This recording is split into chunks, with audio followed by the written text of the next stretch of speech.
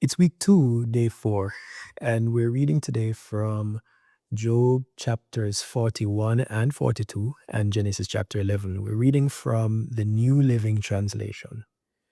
Chapter 41, the Lord's challenge continues. Can you catch Leviathan with a hook or put a noose around its jaw?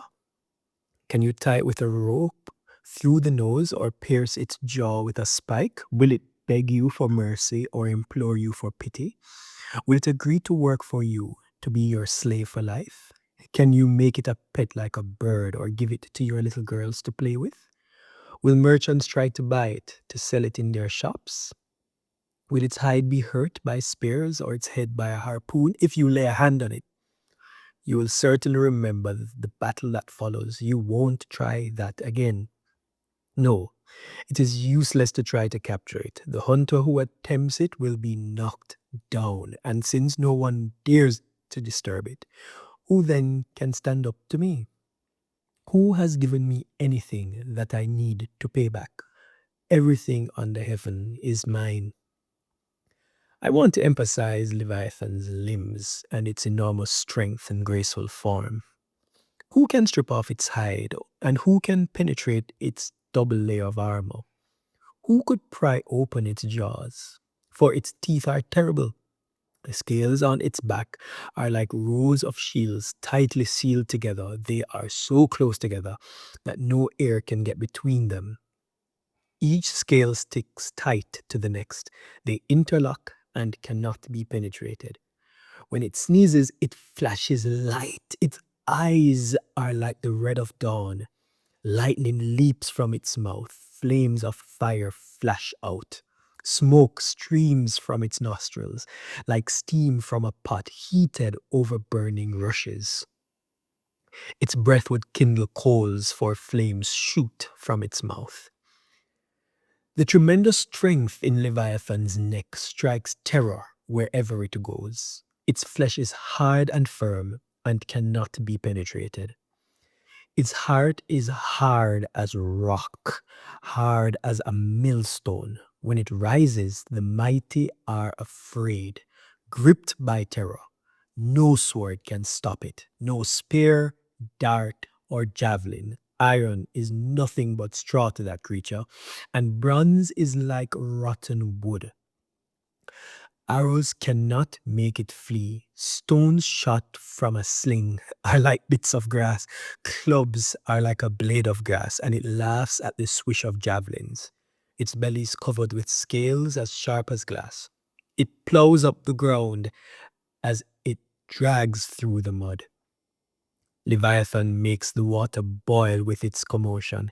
It stirs the depths like a pot of ointment. The water glistens in its wake, making the sea look white. Nothing on earth is its equal, no other creature so fearless.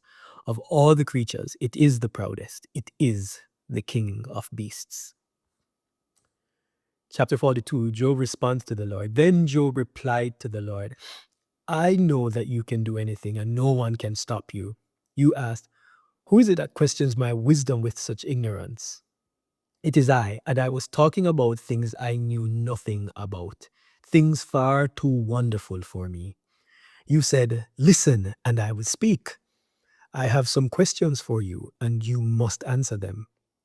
I had only heard about you before, but now I have seen you with my own eyes. I take back everything I said, and I sit in dust and ashes to show my repentance. Conclusion, the Lord blesses Job.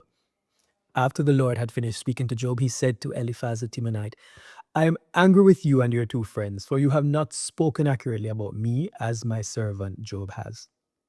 So take 7 bulls and 7 rams and go to my servant Job and offer burnt offering for yourselves. My servant Job will pray for you, and I will accept his prayer on your behalf. I will not treat you as you deserve, for you have not spoken accurately about me as my servant Job has. So Eliphaz the Temanite, Bildad the Shuhite, and Zophar the Naamathite did as the Lord commanded them, and the Lord accepted Job's prayer. When Job prayed for his friends, the Lord restored his fortunes. In fact, the Lord gave him twice as much as before.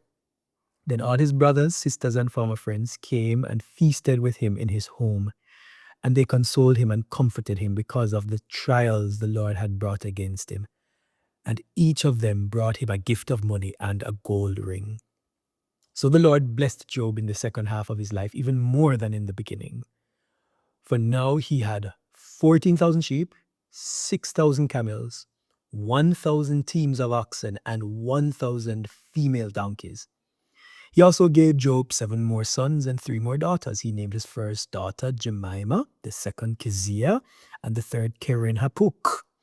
In all the land, no women were as lovely as the daughters of Job, and their father put them into his will along with their brothers. Job lived 140 years after that, living to see 4 generations of his children and grandchildren. Then he died, an old man who had lived a long, full life. Genesis chapter 11, the Tower of Babel. At one time, all the people of the world spoke the same language and used the same words.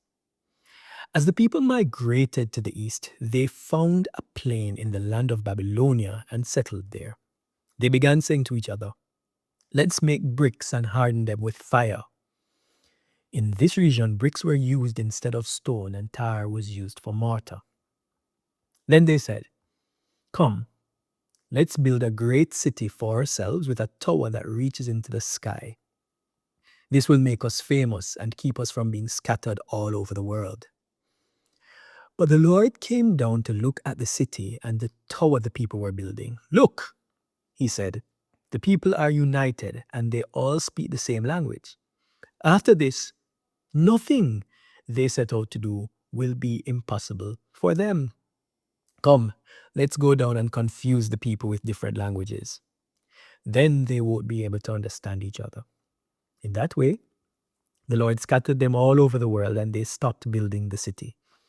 That is why the city was called Babel, because that is where the Lord confused the people with different languages. In this way, he scattered them all over the world. The line of descent from Shem to Abram. This is the account of Shem's family. 2 years after the great flood, when Shem was 100 years old, he became the father of Arphaxad. After the birth of Arphaxad, Shem lived another 500 years and had other sons and daughters. When Arphaxad was 35 years old, he became the father of Shelah. After the birth of Shelah, Arphaxad lived another 403 years and had other sons and daughters. Now, when Shelah was 30 years old, he became the father of Eber.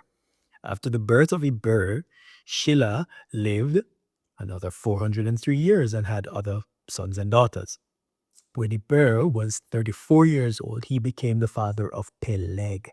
After the birth of Peleg, Eber lived another 430 years and had other sons and daughters. When Peleg was 30 years old, he became the father of Reu. After the birth of Reu, Peleg lived another 209 years and had other sons and daughters. When Reu was 32 years old, he became the father of Serug. After the birth of Serug, Reu lived another 207 years and had other sons and daughters. When Serug was 30 years old, he became the father of Nahor. After the birth of Nahor, Serug lived another 200 years and had other sons and daughters. When Nahor was 29 years old, he became the father of Terah. After the birth of Terah, Nahor lived another 119 years and had other sons and daughters. After Terah was 70 years old, he became the father of Abram, Nahor, and Haran. The family of Terah. This is the account of Terah's family. Terah was the father of Abram, Nahor, and Haran was the father of Lot. But Haran died in Ur of the Chaldeans, the land of his birth, while his father Terah was still living. Meanwhile, Abram and Nahor both married. The name of Abram's wife was Sarai, and the name of Nahor's wife was Milcah. Milcah and her sister Iscah were daughters of Nahor's brother Haran. But Sarai was unable to become pregnant and had no children.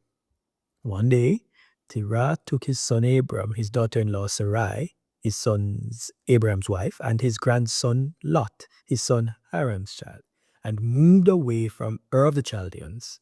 He was headed for the land of Canaan, but they stopped at Haran and settled there.